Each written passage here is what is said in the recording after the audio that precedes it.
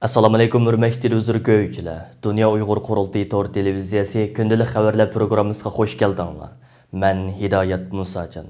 Bugün 2-ci ayının 24-cü günü çarşamba. Həmminglarning mush vaqti xeyirlik bolsun. Tövəndə bugünkü xəbərlər proqramımızın təfsilatını huzurunuza sunmoqchimiz. Diqqət bilan anlagaysizlar. Kanada parlamentinin 22 fevral günü Xitayning Uyg'urlarga qaratgan zulmlarini rasmiy usulda irqiy qirg'inchilikda bekitganligi chet el matbuotlarida kuchli g'ulg'ula qo'zg'ab kelmoqda. Bir tarafdan xalqaro kishilik huquq tashkilotlari boshqa g'arb demokratik ellarning parlamentlarini Kanada parlamentidan ulgi ilib Xitoyning Uyg'urlarga yurgizayotgan irqiy qirg'inchiligiga qarata ochiq va keskin pozitsiya bildirishga chaqirsa, yana bir tarafdan Kanadadagi har qaysi o'qituvchi partiyalar va ommaviy tashkilotlar Kanada Trudeau hukumatini parlamentning yuqorqi qaroriga ovoz qo'shib, Xitoyga qarata jiddiy cheklash va jazolash tadbirlarini yo'lga qo'yishni talab qilishmoqda. Kanada bosh ministri Trudeau Xitoyning Uyg'urlarning kishilik huquqini qattiq dafsanda qilayotganligini e'tirof qilsa-mu, lekin Xitoyning harakatini irqiy qirg'inchilik deb e'tirof qilishdan o'zini qochirib kelgan va buning texmi ko'p konkret dalillar bilan isbotlanishini talab qilgan edi. Kanada parlamentida 22 fevral günü 0'ga qarshi 266 ovozning qo'llashi bilan ma'qullangan irqiy qirg'inchilik taklif loyihasini hozirlab sungan konservativ Avam palata a'zosi Michael Chong shu kuni Kanada Trudeau hukumatiga xitoban qilgan so'zida hukumat hozirga qadar o'zining bu masaladagi pozitsiyasini ifodalamadi. Kanada barliq xalqlarning kishilik huquqi va izzat hurmati uchun ovoz chiqarish jihatida uzun yillik va kuchli bir an'anaga ega. Şoňa biz Kanada hökümetini bu an'anaga varislik qilib, bu parlamentning irqiy qirg'inchilik qarorini qo'llashga chaqiramiz.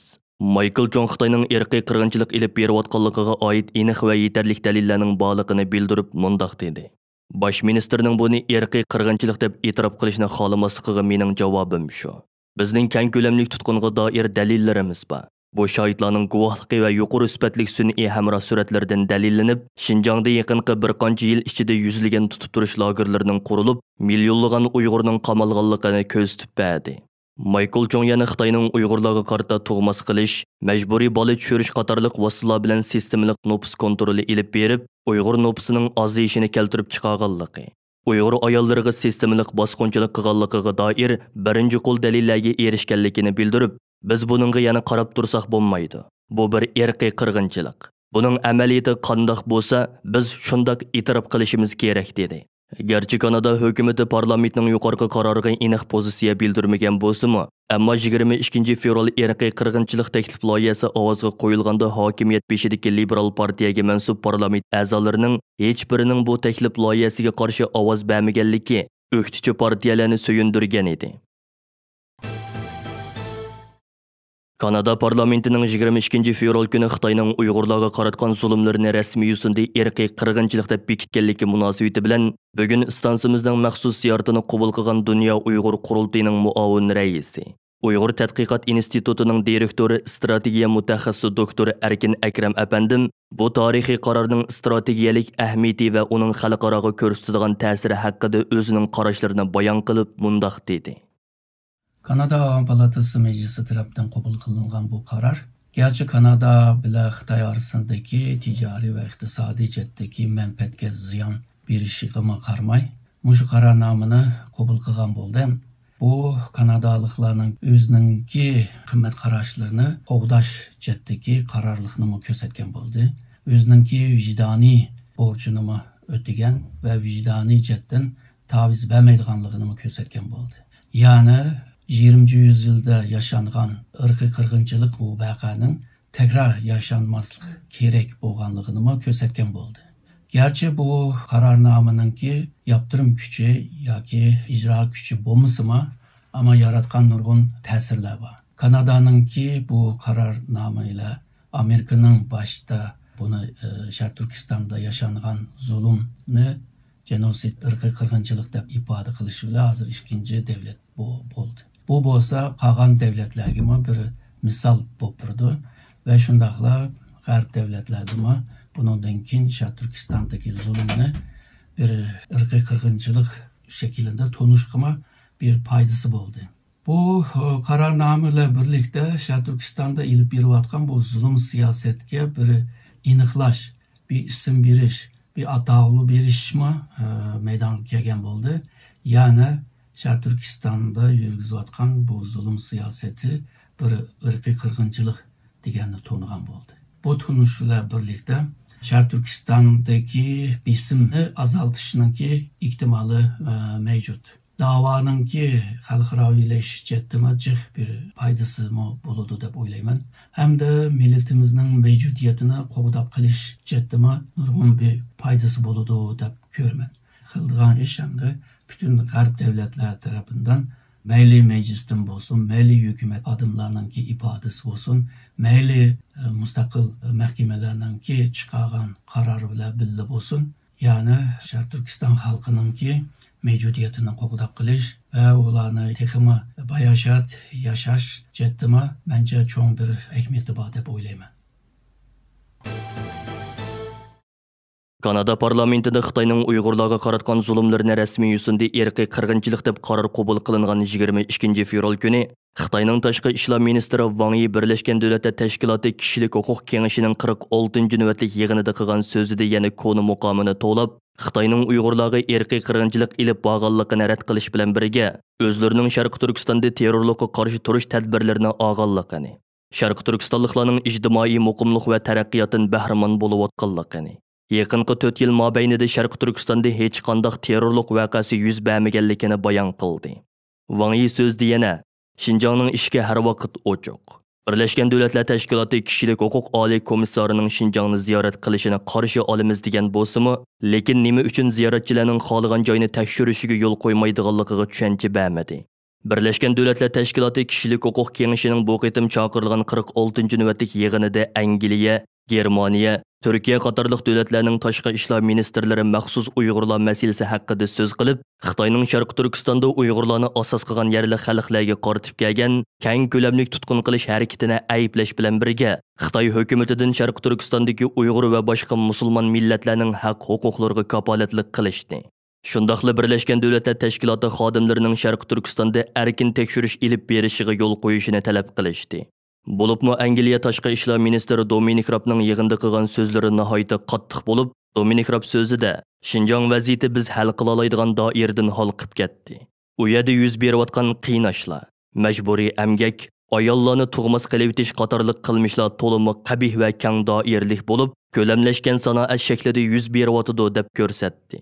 Markaziy Angliyadagi yer shari qonuniy harakati advokatlik o'rni yaqinda bayonot e'lon qilib, advokatlarning uzun muddat to'plagan qonuniy dalil isbotlarga asosan Xitoy doiralarining Uyg'urlarga yurgizayotgan irqiy qirg'inchiligi to'g'risida qonuniy yakunga erishganligini jakarlagan edi. Dünya Uyghur Qurultayining raisi Dolqun Aysa apandim bu munosabat bilan qilgan so'zida Birlashgan Davlatlar Tashkiloti kishilik huquq kengashining 46-navbatlik yig'inida Angliya, Germaniya va Turkiya tashqi ishlar ministrlarining Uyg'urlar masalasini tilga olganligidan xursand bo'lgan bo'lsa-mu, ammo ularning irqiy qirg'inchilik kalimasini qo'llanishdan o'zlarini qochirganligidan afsuslanish his qilganligini. Chunki Xitoyning Uyg'urlarga yurgizayotgan jinoiy qilmishlarining ochiq-oshkora bir irqiy qirg'inchilik ekanligini, buning Amerika hukumati va Kanada parlamenti tarafidan rasmiy yo'sinda qabul qilinganligini ta'kidlab o'tdi. Türkiye Tashqi ishlar ministri Mavlud Çavuşoğlu 22 fevral Birlashgan Davlatlar Tashkiloti kishilik huquq kengashining 46-navbatlik yig'inida nutq so'zlab, Xitoy hukumatining taklifiga binoan Turkiyaning Sharq Turkistonga tekshirish hay'ati avatadiganligini jakarlash bilan birga, Xitoyning Sharq Turkistondagi Uyg'ur va boshqa musulmon osonliq millatlarining kishilik huquqlariga xiloflik qilayotganligiga doir dokladlarning andisha qo'zg'ayotganligini ta'kidladi. Mavlud Çavuşoğlu so'zida Turkiyaning Sharq Turkistondagi kishilik huquq vaziyatini yaqindan kuzatayotganligini ta'kidlagandan keyin so'zini mundaq davomlashtirdi. Birlashgan Davlatlar Tashkiloti bilan boshqa qurilishlarning Uyg'urlar to'g'risida tayyorlagan dokladlarda bayon qilinganlar bizda andisha paydo qilmoqda. Bu vaqtdagi andishalarimizni va kutganlarimizni Xitoy rahbarlari bilan o'rtoqlashyapmiz. Bu to'g'riliq Xitoyning ochiq-oshkora bo'lishini umid qilamiz. Biz Xitoyning zimin butunligiga hurmat qilish bilan birlikda Uyg'urlarning va boshqa musulmon xalqlarning haq va huquqiga hurmat qilinishini talab qilamiz. Mavlud Çavuşoğlu so'zida Turkiyaning Sharq Turkistonga hay'at avatishni o'ylayotganligini bayon qilib mundaq dedi. Birlashgan Davlatlar Tashkilotining Uyg'ur rayoniga hay'at avatish uchun qilayotgan tirishchanligini yaqindan kuzatyapmiz. Xitoyning taklifiga binoan biz bu rayonga hay'at avatimiz. Mavlud Çavuşoğlu 2019 yili 25 fevral kuni Birlashgan Davlatlar Tashkiloti kishilik huquq kengashining 40-navbatlik yig'inida so'zlagan nutqida Xitoyni jazo lagerlarini taqashga chaqirgan edi. Türkiye Tashqi ishlar ministrligi 2019 yılı 9 fevral günü e'lon qilgan bayonotidami Xitoyning Uyg'urlarga elib berayotgan besim siyosatini qattiq ayblagan edi. Türkiye Tashqi ishlar ministrligi 4 yil ichida 5 qitim bu vaqtda bayonot e'lon qilgan. Dünya Uyghur Qurultayının Türkiye'deki muavin reisi Doktor Erkin Ekrem Efendi bu münasebet bilan qilgan so'zida Türkiye Tashqi ishlar ministri Mavlud Çavuşoğlu'nun Birleşken Devletler Teşkilatı yig'inida Uyg'ur masalasi to'g'risida to'xtalishining Türkiye'ning Uyg'ur masalasiga ko'ngil bo'layotganligining isboti ekanligini bayon qildi. Kanada parlamentida Xitoyning Uyg'urlarga qaratgan zulmlarini rasmiy yo'sinda irqiy qirg'inchilik deb qaror qabul qilgan 22 fevral kuni Xitoy Kompartiyasi Markaziy komitetining tashqi aloqa bo'limi bilan atalmış Uyg'ur Avtonom rayonluq partikom birlashib 80 davlatdan 300 dek chet ellikning qatnashida maxsus to'r yig'ini chaqirib Xitoy hokimiyatining Uyg'ur xalqi ustidan yurgizayotgan irqiy qirg'inchiligini va boshqa jinoiy qilmishlarni oqlashga urindi. Xitoy Markaziy tashqi aloqa bo'limining undidarda tarqatgan bu vaqtdagi uchurdan ma'lum bo'lishicha, Jongo Kompartiyasining Xinjiang hikoyasi degan temadagi bu to'r yig'iniga 80 dek davlatdagi 200 ga yaqin chet el siyosiy partiyasi, tadqiqot o'rni, ijtimoiy tashkilot va oqillar ombirdan 300 dek kishi qatnashgan. Biroq uchurda yig'inga qatnashgan bu siyosiy partiya guruhlar, tadqiqot o'rni, ijtimoiy tashkilotlarning ismi qaysi davlatlarda ekanligi tilga ilinmagan. Yig'inda Xitoy Kompartiyasining Sharqi Turkistondagi turli siyosatlari maqtab ko'kka ko'tarilgan va Sharqi Turkistondagi har millat xalqining qandoqdir baxtiyorlik ichida yashayotganligi ta'kidlangan.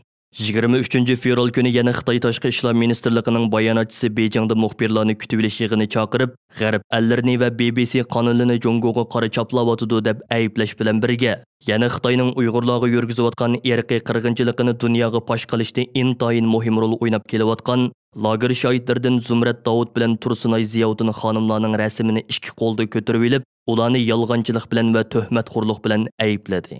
Yaqinqi mezgillardan buyon mustabid Xitoy hokimiyatining qattiq hujumiga uchrab kelayotgan jasur lager shohidlaridan Mehrgul Tursun, Gulbahor Xotivachi, Gulbahor Jililova, Zumrat Davud, Umar Bakali, Qalbinur Sidiq, Tursunay Ziyoddin, Gulzira Ayhan va Sayragul Saudbay qatorliqlar har qaysi matbuotlarda qilgan so'zlarida Xitoyning turli hujum va tahdidlariga aslo bosh egmaydiganliklarini va Sharq Turkiston xalqi duchor bo'layotgan irqiy qirg'inchilikni xalqaro jamoatchilikka fosh qilishni izchil davomlashtiradiganliklarini ta'kidlab kelmoqda. Yaqinda Dunyo Uyg'ur Qurultiyi tarafidan yuqorqi 9 nafar lager shohidiga jasorat mukofoti taqdim qilingan edi. Vatandagi urug' tuqqanlarning izdirikini qilib Turkiyaning Istanbul va Anqaradagi konsulxona va elchixonasi oldida norozilik harakati elib berayotgan lager qurbonlari yaqinlarining bu harakatiga ovoz qo'yish harakati har qaysi alladagi Uyg'urlar orasida uzluksiz zo'rayib bormoqda. Hozirga qadar bu munosabat bilan Qozog'iston, Kanada, Amerika, Avstraliya, Yaponiya, Germaniya, Norvegiya, Gollandiya qatorliq davlatlardagi Uyg'ur tashkilotlari va Uyg'ur jamoatlari Turkiyadagi qarindoshlarga madad berish maqsadida oilam nada degan o'rtaq shior ostida maxsus namoyishlar uyushtirdi. Yaponiya va Germaniyadagi namoyishlar bo'lsa har kuni tugudek davom qilmoqda. Masalan, Yaponiya Uyg'ur jamiyati tarafidan Yaponiyaning Saitama o'lkasida 13 fevral boshlatilgan norozilik namoyishlari bugun 12 kuniga. Yevropa Sharq Turkiston Birligi tashkiloti tarafidan Xitoyning Germaniya Myunxen shahridagi konsulxonasi oldida 16 fevral boshlatilgan Oilam qayerda nomli norozilik namoyishi bugun 9 kuniga. Norvegiya Uyg'ur komitetining uyushtirishi bilan Oslodagi Xitoy elchixonasi oldida 22 fevral boshlatilgan namoyish bugun 3 kuniga qadam qo'ydi. Undan boshqa yana Germaniyaning Dortmund, Frankfurt, Stuttgart va Berlin qatorliq cho'ng shaharlarda bu xil namoyishlar davom qilmoqda. Turkiyadagi Uyg'urlar Turkiya soqchi organlarining cheklishiga va qo'pollik bilan to'sqinlik qilishiga qaramasdan, bu xil norozilik harakatini har kuni Istanbuldagi Xitoy konsulxonasiga yaqin joyda qattiq sovuq va qor yomg'ir ichida izchil davomlashtirib kelmoqda va namoyishchilarning soni uzluksiz ko'payib bormoqda. Bugunmi Istanbuldagi qarindoshlarimiz namoyish maydonida edi. Oldingi kuni Qozog'istonning Olmuta shahridagi bir guruh qozoq va Uyg'urlardan tashkil topgan lager qurbonlari yaqinlari Xitoyning Olmutadagi konsulxonasi oldida to'planib, o'zlarining vatandagi urug' tuqqanlarining izdirikini qilib namoyish elib bordi. Bu ularning Xitoy konsulxonasi oldida yaqindan buyon o'tkazgan ikkinchi qitimliq namoyishidan iborat.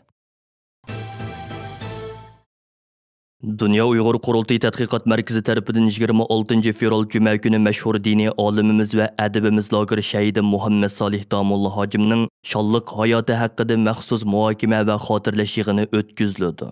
Mərhum ustazımızın hayat vaxtida onun bilan söhbətdə və uçuruşda bolğan dini ölümalarımız və jurnalist ziyalilərimizin qatnışıda tor arqılıq elib beriladigan və oldimizdagi cümə günü Berlin vaqti tushdan keyin soat 17da boshlanadigan suhbat yig'inining naq maydon ko'rinishini Dünya Uyg'ur Qurultayining YouTube sahifasidan bevosita ko'ra olasiz. Hammamizga ma'lum bo'lganidek mashhur diniy olimimiz va adibimiz Muhammad Salih Damulla Hacim 2018 yılı 2. ayda Xitoyning lagerida shahid bo'lgan va bu vaqtdagi xabar chet ellardagi Uyg'urlarning qattiq g'azabini qo'zg'ab qolmasdan xalqaroda nihoyatda kuchli inkas paydo qilgan edi. Hurmatli televizor ko'ruvchilar, yuqorida Dünya Uyg'ur Qurultayi to'g'ri televiziyasi kundalik xabarlar programmasini diqqatingizga sundiq. Keyin qaytamliq programmamizda ko'rishaylik. Ko'rishgacha omon bo'lgaysizlar. Xayr xo'sh.